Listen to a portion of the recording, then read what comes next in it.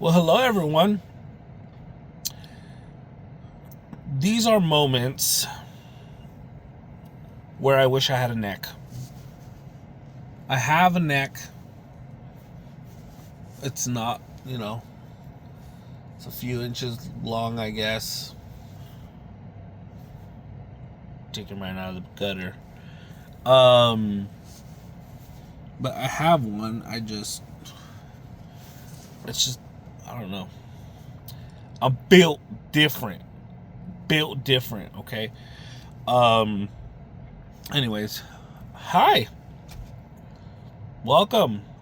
For those of you that watch this, I appreciate you taking time out of your day to listen to me or just support me by just watching or listening or both. But regardless, love you guys. I know it's been a long time since I put a video up.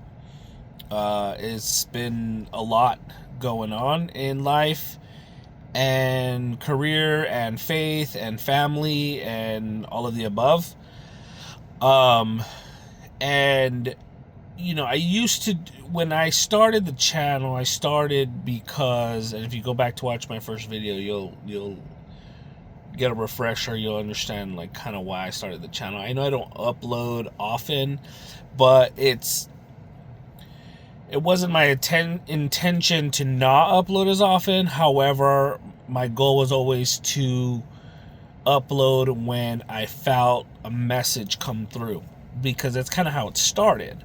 And I'm not gonna lie, there's been a few things that have come through here and there, but I feel like if it's really important, it's something that kind of just sits in the pit of my stomach, and I have to, like, it's kind of like God's just poking at me, like, come on, you got to do it. And that's kind of where I've gotten to recently. So here I am. Welcome to No Neck YouTube. What's the guy from the TV show that doesn't have a neck, but he like marries all kinds of like supermodels? But anyways, I would like to think that I was a little more handsome than him, but to each his own, I guess. Regardless, I digress.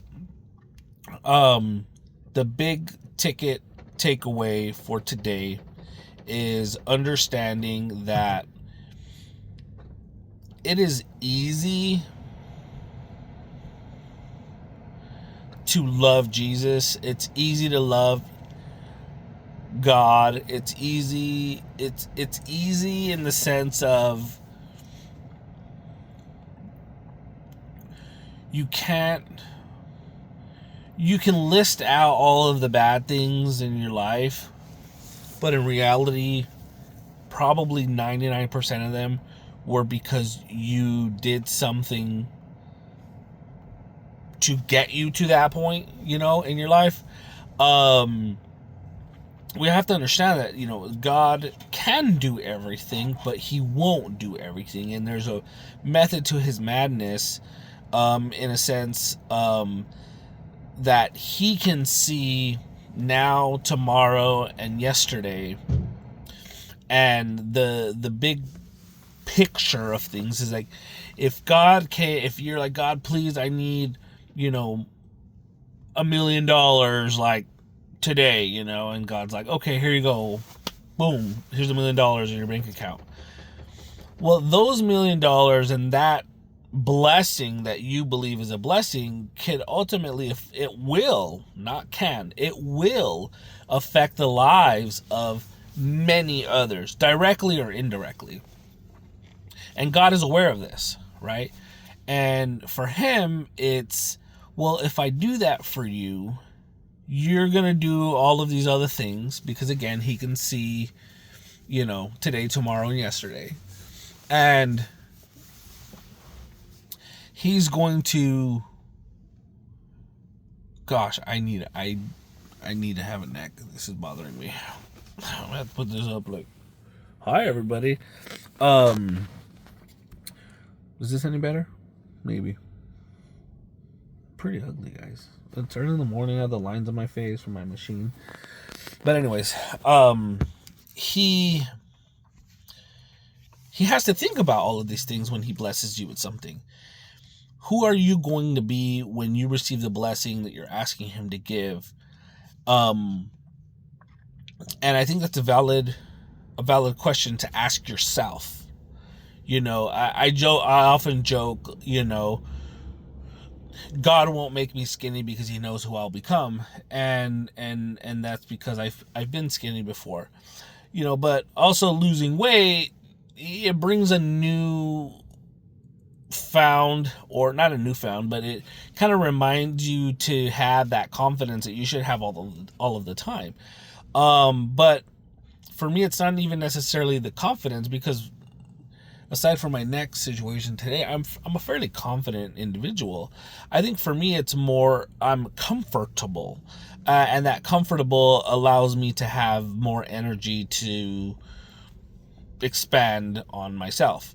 And that's really where it stems from. But for others, it could be that. But my point is, who are you when you receive, who are you going to be when you receive that blessing? And ultimately, the true test of Christianity, or being a follower, or honestly, I want to say in any religion that utilizes biblical text in its framework, or in its main foundation, is it's easy to love Jesus, it's easy to love God, but the real big picture, the real big test is learning to love Judas. Now, you're probably like, wait, what? What do you mean?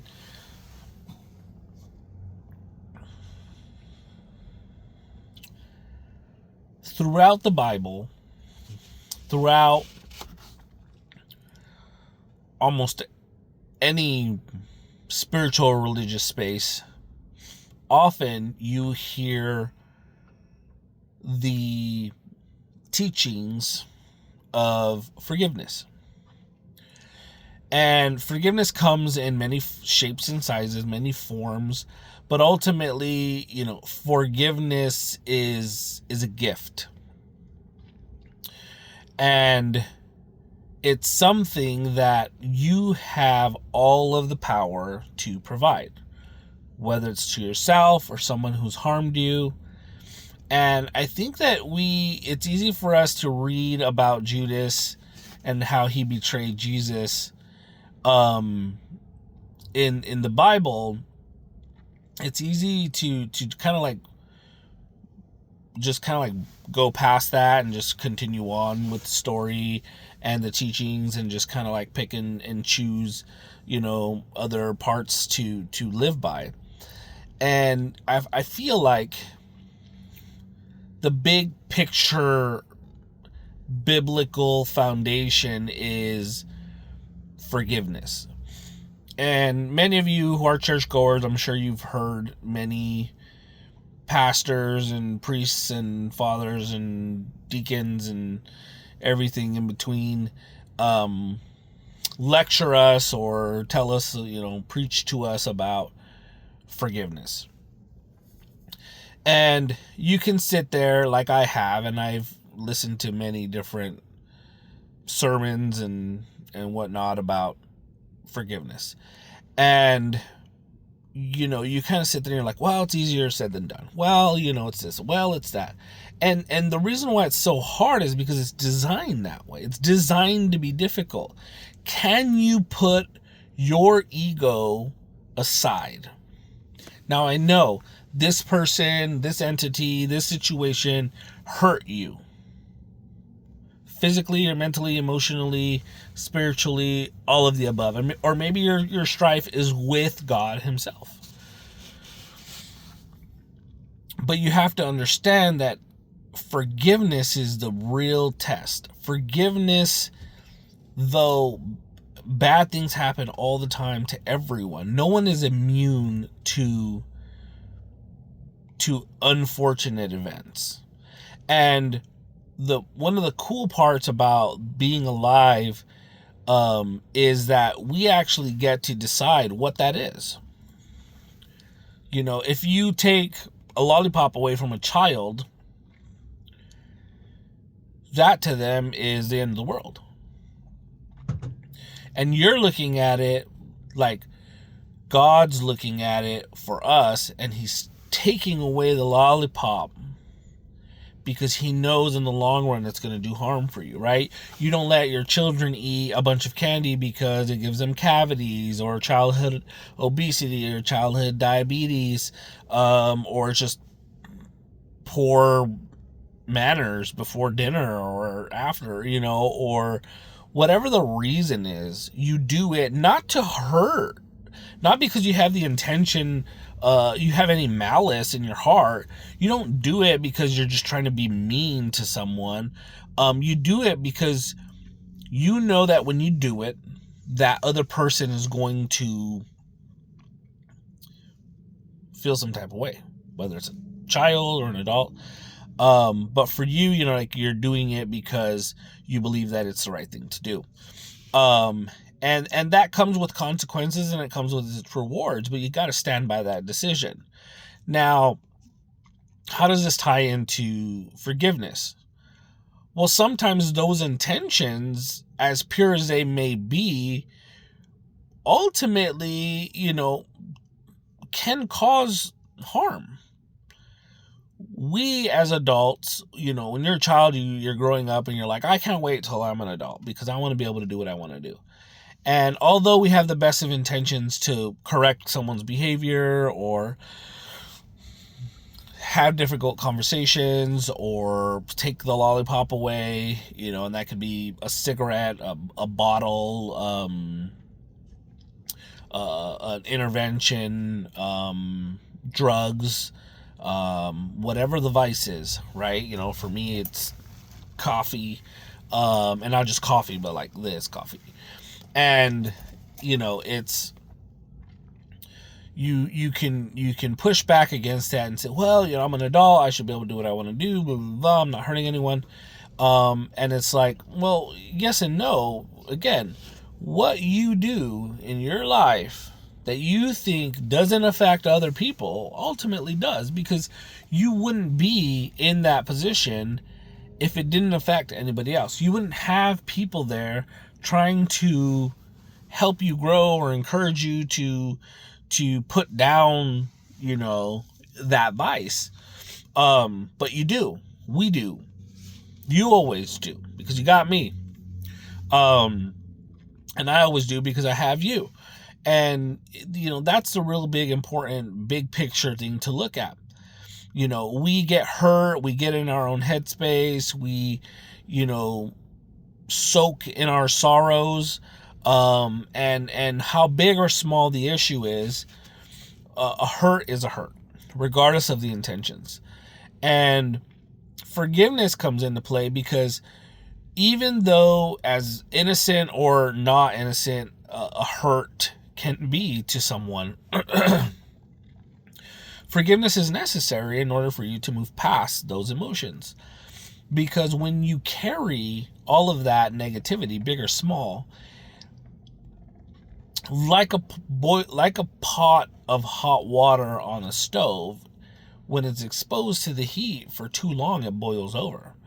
And it's heavy. It's heavy to carry. It's heavy to carry that energy. And often we refer to it in social settings as baggage, right? Baggage could be a lot of different things, but essentially, emotional baggage is honestly probably the heaviest, because we carry it in here and we carry it in here. Nobody can see it, but we keep piling it on like Jenga blocks, another one and another one, until eventually it falls over and we don't know what to do, And it's not easy. Forgiveness, it was never designed to be easy, because ultimately it's a sign of your maturity and your growth. It's a sign of how you've grown as an individual and how you can take a bad situation and or problem and or whatever, and say, hey, I'm embracing that this took place. I'm embracing and understanding that these were the consequences of maybe my own actions or maybe the actions of others, but I'm not going to allow it to continue to control me, emotionally especially. And that level of forgiveness is something that you don't have to call that person and say, hey, I forgive you, hang up, right?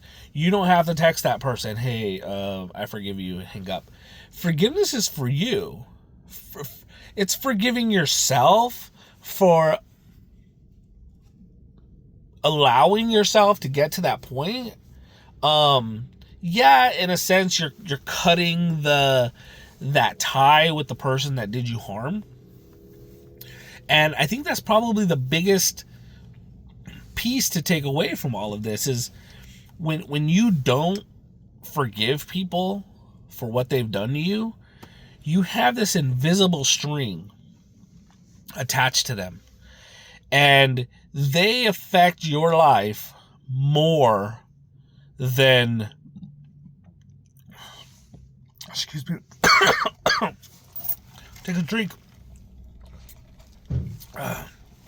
Okay. God's like, they're not ready for that. Yeah, they are. That string, you carry it with you everywhere you go. You're pulling them with you everywhere you go. And they don't even know about it. It's really you incapable of letting that go so that it no longer has power over you. And I know it's easier said than done. But they did, you don't understand what they did to me. You don't understand. I do understand. And it's taking me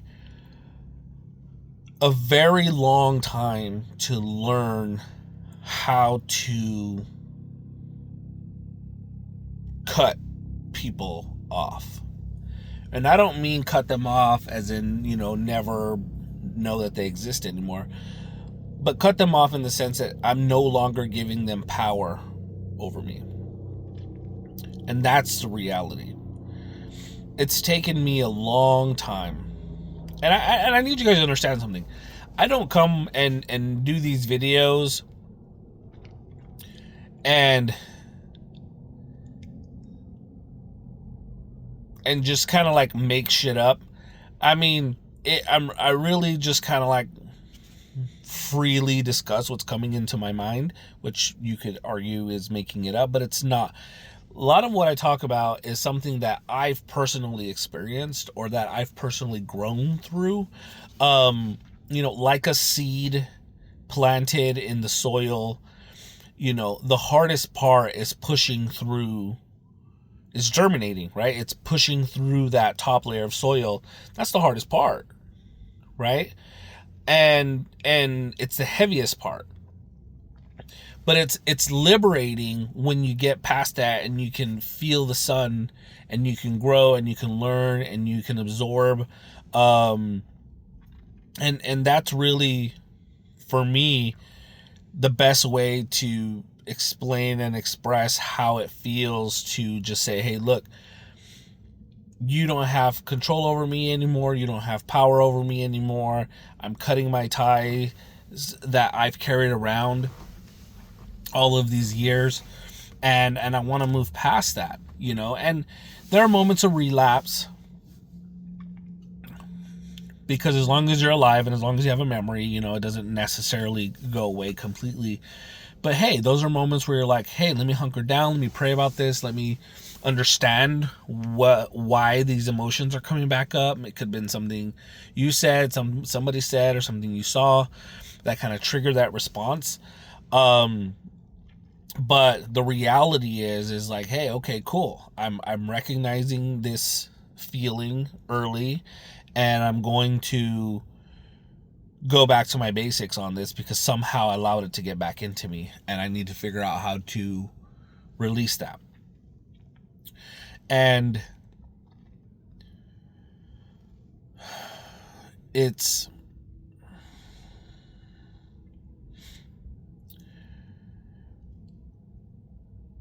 something I feel like we should practice more amongst ourselves as individuals alone, and practice, like, speak it, say it. Nobody has to be around. Right now it's me and you. I'm physically not where you are in this space. I'm in virtual land. And I'm not going to hear you. Only God's going to hear you. And God needs to know that you're ready. You've made room for what he has for you and he has in store for you. And you got to let go of that baggage to make room for that. You got to. There's no way God can provide you with the big ticket blessings that he has for you if you don't have the room or the space for it, you know. And it's funny that came to my mind because most recently I had doing something on a computer, and it kept telling me there wasn't enough disk space for it. And I was racking my brain trying to figure out how to get to the storage so that I could then delete some stuff so that I could make room for this other thing to get downloaded so that I could work on this project, so I could do this. And I mean, it took me hours to figure that out. And, you know, it sucked. But you got to do the work. You got to do the work to remove things off your plate so that you have room for a big juicy steak, right? Or turkey burger, or I don't know, whatever you eat that you would be excited to eat that you don't normally eat. But you get my point, right? So the video is getting kind of long, I know, but I appreciate your time. I'll conclude there. And if you don't take anything from this, please take this. It's easy to love Jesus. It's easy to love God. It's easy to look to him and say, hey, I know this, and this, but I appreciate everything. I love you. Thank you. You know, even if the only good thing that comes out of today is me waking up and breathing, having life, having another opportunity when many others didn't. And really think about deep down and remember that life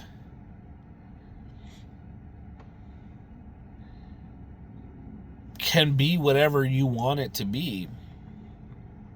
And it's all about how we're going to deal with the Judases in our life, if we're going to allow them to come along with us everywhere we go, or if we're going to learn to forgive people and cut ties where we need to cut ties, but ultimately work towards forgiveness, not for them, not just for them, because you should forgive them, but for ourselves. And that's it. So I love and I appreciate all of you guys. Thank you so much for taking some time out of your day to listen to this. You know, I love you. Many blessings to you guys. I hope you have a wonderful rest of your week. God bless you. Talk to you soon.